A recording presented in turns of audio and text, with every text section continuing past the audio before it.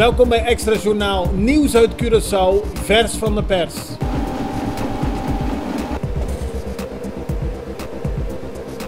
En dit is het nieuws van vandaag. De Curaçaose regering ontkent dat er een afspraak is gemaakt binnen het Koninkrijk dat Amerika gebruik kan maken van Curaçao als militaire springplank naar Venezuela. Dat heeft de regering gisteren in een persbericht benadrukt. Er is een afspraak over humanitaire goederen die kunnen worden vervoerd, maar niet over militaire doeleinden. Curaçao ook niet toestaan dat het wordt gebruikt voor dergelijke doeleinden. Dat zegt de regering in een reactie op de verklaring van het Russische ministerie van Buitenlandse Zaken. Die stelde gisteren namelijk dat Amerika Curaçao kan gebruiken voor militaire acties richting Venezuela. Minister-president Eugène Ruggenaat heeft een brief gestuurd naar zijn Nederlandse collega Mark Rutte. In die brief wordt een verzoek gedaan voor meer ruimte op de begroting. Ruggenaat heeft Rutte gevraagd om artikel 25 van de Rijkswet Financieel Toezicht toe te passen. Daarmee zou Curaçao nu niet hoeven bezuinigen, maar meer geld kunnen investeren in onderwijs en het verbeteren van het ambtelijk apparaat. Ruggenaat heeft in zijn brief voorgesteld in 2019 en 2020 geen sluitende begroting op te stellen, maar de schulden van die jaren samen met de schulden van 2017 en 2018 te verrekenen tussen 2021 en 2025. Mark Rutte heeft nog niet gereageerd.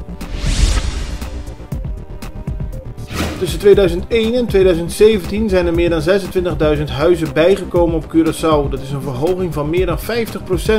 Dat cijfer werd gisteren bekendgemaakt door René Gabriels van het Centraal Bureau voor de Statistiek. Er is een groot onderzoek gedaan naar het aantal leegstaande huizen op Curaçao. En daaruit blijkt dat in de afgelopen jaren die leegstand is verminderd. Van iets meer dan 5000 in 2011 tot iets meer dan 3000 leegstaande huizen in 2017. Een vermeende ontvoering op 4 en 5 januari van dit jaar deed toen veel stof opwaaien. Gisteren stonden enkele hoofdrolspelers voor de rechter. Het ging om de zaak waarbij een Indiase dame zou zijn ontvoerd door een Curaçaose en een Indiase man. De dame wist uiteindelijk zelf te ontsnappen, maar er was wel 100.000 gulden losgeld geëist aan de familie. Op 14 juni wordt de zaak verder behandeld.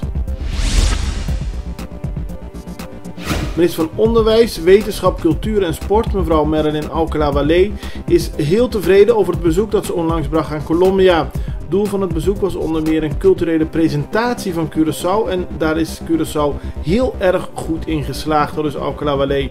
Verder heeft ze nog verschillende akkoorden gesloten, onder meer over de levering van groente en fruit. Tijdens de persconferentie toonde ze zich continu zeer tevreden over het bezoek.